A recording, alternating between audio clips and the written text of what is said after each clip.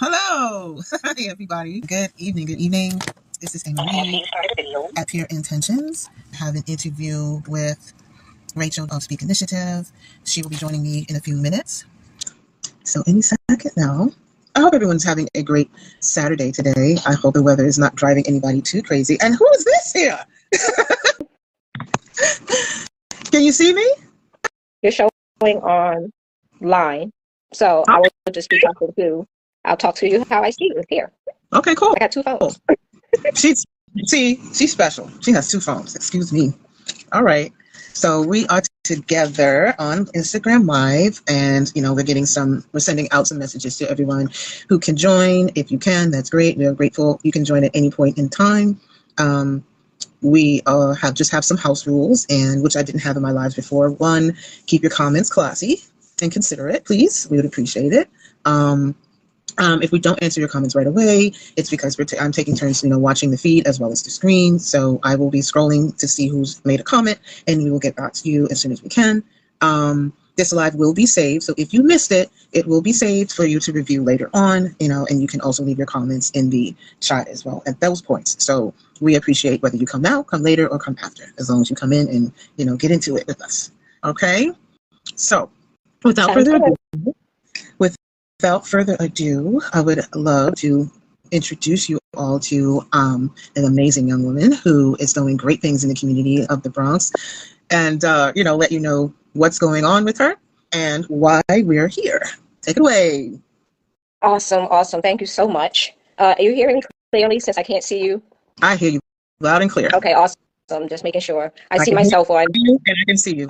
Okay, good. So as Amarie said, my name is Rachel Chinoa J. The J is for Jones. I am a Bronxite / Harlemite, but we represent BX all day, Harlem all day, sometimes all day, not all the time. But I am the founder and the executive director of engagement for Speak Initiative, and Speak Initiative is a mental health peer support organization where we stand in the gap with people who are experiencing or have experienced suicidal ideations, or are just having a hard time getting resources and things of that nature. Speak stands for suicide prevention through empowerment, action, and kindness, and through those three philosophies, we bring programming to the community and just try to be there for anyone who basically needs us or is or needs resources about mental health services and things of that nature. So I'm happy to be here with Amarie. We have worked together, is it 2 years now? Or almost 3 years. I'm not sure. It's about 2 years. It's about 2 years, Yeah. It's going to be 3, I think, but yeah, it's been 2 years. Yeah, we met at a great event that was being thrown here in the Bronx, and we've been connected since. And I know she's a peer advocate and really serious about the work that she does, and I'm just happy to be a part of said conversation. So one of the programs that we do on Wednesdays is called the Empowered Pause, which is just a check-in, like a midweek check-in to see how people are doing. Sometimes we offer quotes, encouraging words, information, we take questions, things of that nature. The Empowered Pause is only about 15 to 20 minutes, however. So today, we are going to have an extended version of the Empowered Pause, and we started a conversation about Imposter Syndrome this past Wednesday, and just looking at it, exploring what it is, how it shows up, and different types, and then coping. How do we cope with this type of phenomenon, right? So we can get right into the conversation. Amarie, if you want to give us part of a recap from Wednesday, or just like understanding of what Imposter Syndrome is again. Well, what we did was, when I joined in, when I was watching the Empowered Pause, I remember you were going into an article, and you started off with an article from Very Well Mind, which is really good. And what happened was that it was basically titled, correct me if I'm wrong, is Imposter Syndrome holding you back from living your best life? Exactly. And why you still feel like you're faking when you already made it. Right. I'll read the first paragraph of this article, if that's okay. Yep. And then we can break it down a little bit.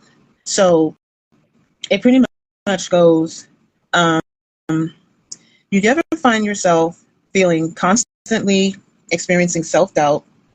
Actually, can you switch out because my computer just froze? So you have it on in front of you? Yeah, I have it. No worries. Okay, so as Amarie said, the title is Imposter Syndrome holding you back from living your best life? Why do you still feel like you're faking when you've already made it? So it starts, ever find yourself consistently experiencing self-doubt, even in areas where you typically excel? Do you often feel like a fake or a phony despite all of your accomplishments? Well, in fact, it's called a phenomenon called imposter syndrome. And it may feel like nervousness accompanied by the belief you'll be found out. And it may also manifest as negative self-talk. Symptoms of anxiety and depression often accompany imposter syndrome. So it's not a diagnosable mental illness. Instead, the term usually narrowly applied to intelligence and achievement, although it has links to perfectionism and the social context. It can show up in the context of work, relationships, friendships, or just overall that holds us back from the self-confidence we've earned and deserve to feel. The irony is that people with imposter syndrome are often highly accomplished and impressive individuals. On the outside, there's no apparent reason for them to feel like an imposter, and yet they still do. This is what makes it such a challenging psychological phenomenon that needs to be unpacked, right? So, Mm-hmm. and we talked a little bit about the 5 types of imposter syndrome. Did you want to go over those really quickly? I can. When do we? I'm thinking like when do we unpack a little bit like that section right there? Yeah, definitely, because that's a lot. It's a mouthful. Yeah. Like it was like what we just went over. Like how would we unpack that? Like what in those instances feels like self-doubt? Like if you ever felt yourself constantly experiencing self-doubt Well, in areas that you want to excel. I know for myself, to be totally transparent, I experience self-doubt constantly. Not like an occasional moment. It's something that resonates with me on a regular basis. And I didn't realize how I had been affected by imposter syndrome most of my existence here. You know, it's just realizing that things could be done differently and in a more healthy and kind of way for myself. And the negative self-talk is real. Feeling like you haven't done enough is real. And I'm actually relieved that we can talk about this type of phenomenon, right? Because sometimes we think, you know, that's just all that we're supposed to do. We're supposed to achieve, we're supposed to, you know, high scores, you're supposed to work yourself till you can't work anymore. And I don't think that's a conversation that speaks to life, if you know what I mean. Yeah. So there's times where like, you know, I've had those moments where I've worried about how things would look more than what the content is. Like, what is the purpose? What is the point? Because of the aesthetics or certain things. And it was it's so hard sometimes, you know, when I even got online with social media, I was just still very critical, still very judgmental about how I show up online. Hi, Mama. And nice to see you. And it can really be debilitating. It was like that even when I was working in schools, you know. Even if I had all the trainings that I had, I always wonder, did I impact my kids? Did I impact the students? Did the lesson go well? You know, what am I looking for? Like I knew I would see what's required and what those things were, but it just didn't seem satisfactory to me that it was enough. And it can be really, really hard, you know. But having those spaces again to kind of feedback and bounce back off of are the wins. And actually having skills, which we'll talk about, which are probably some things that are common or some things that have already been done, but they still have significant weight, even with imposter syndrome. So if you could take the next paragraph. Surely. Thank you. Yeah, the next paragraph is not only can imposter syndrome affect your internal feelings about your work or self-worth, it can also affect the way you approach projects, relationships, or any other areas in which you're feeling insecure. Yeah. We kind of just touched on that. And now, So, like, can I ask you, have you had a personal experience? Because we covered the professional, but in regards to the article, that part right there, that section, have you had a personal experience that you're feeling sharing? To be totally transparent, right before this live, we were going back and forth because I was struggling with preparation. I was struggling with lights. I was struggling with my hair's not ready. I was struggling with, I don't know what I'm talking about. I mean, it was going so far that I felt like I needed to cry. But then it was okay, you know what? You are here.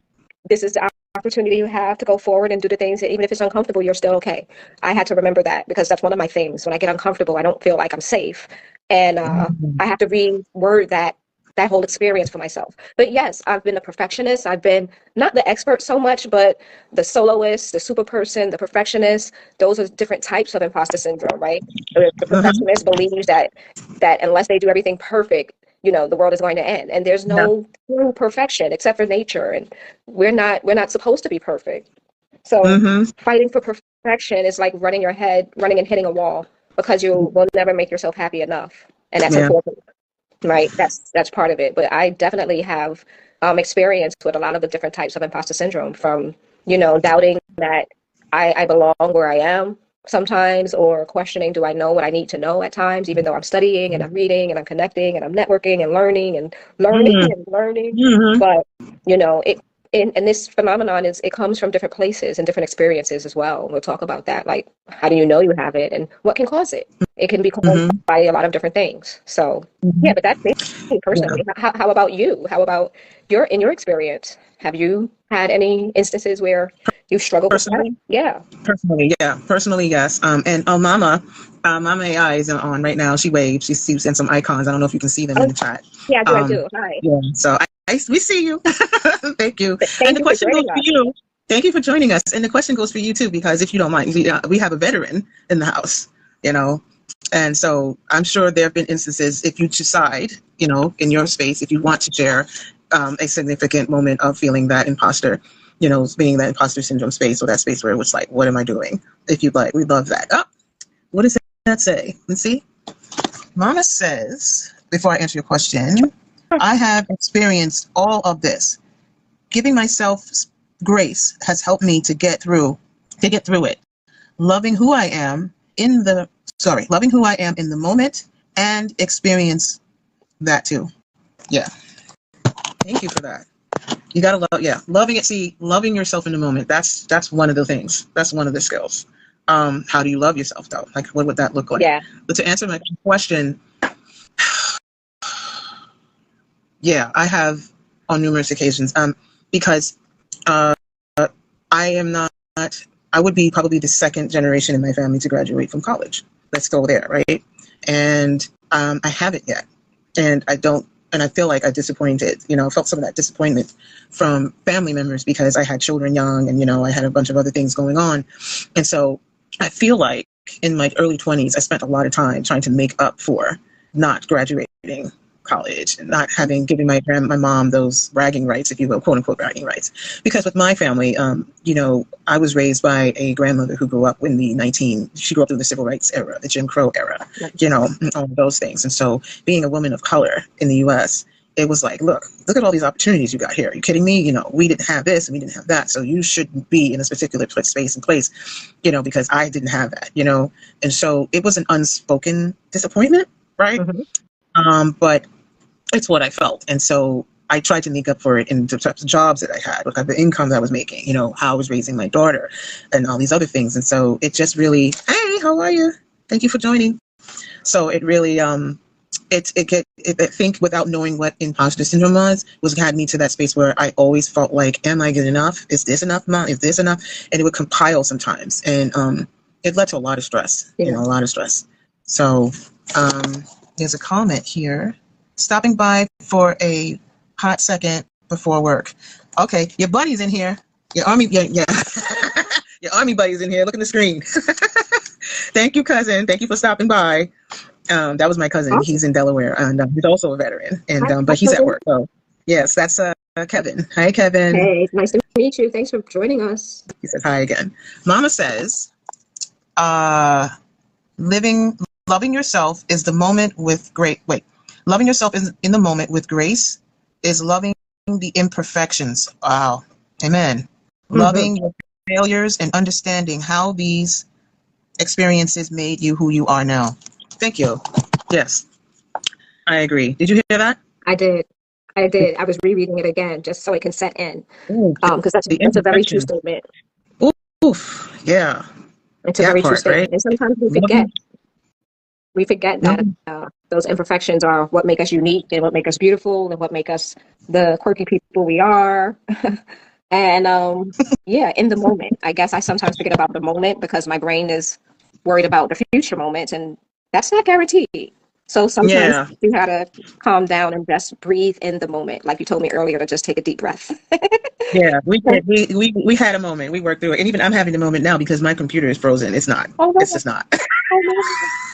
Oh no! You did say, It's should just we do not. this next week? And I was like, no, we're gonna do it now. But you know what? Yeah, It's all working the way it's supposed to. It's okay.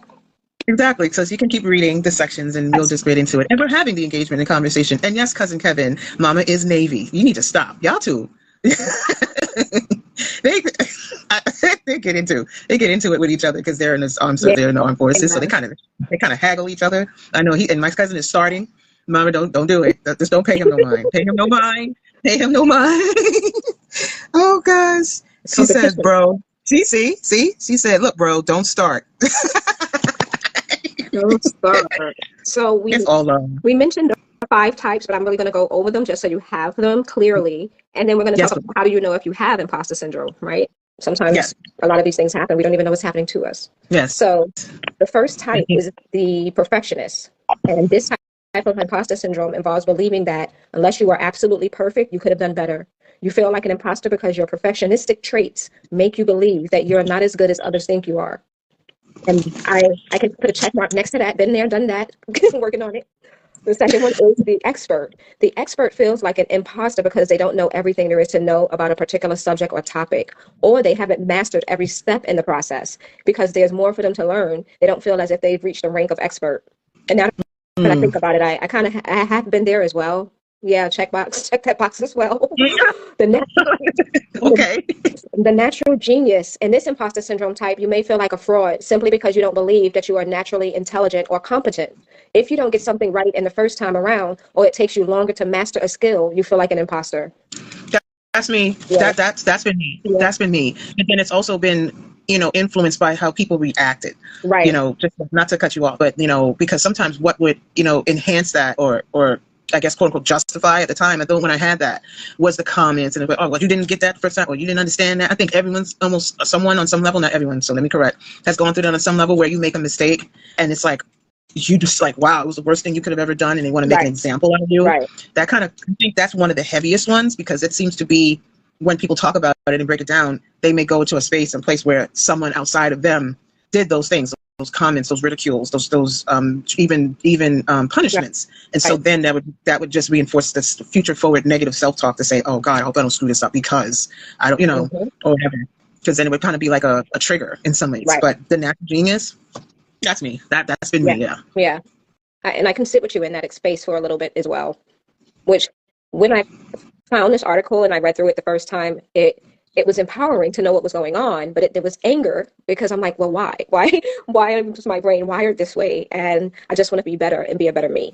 But of course, we Mm-hmm. have to get the knowledge and understanding before we can say, okay, I'm going to be healing 5 o'clock tomorrow as if it's an event and not a process. Hmm.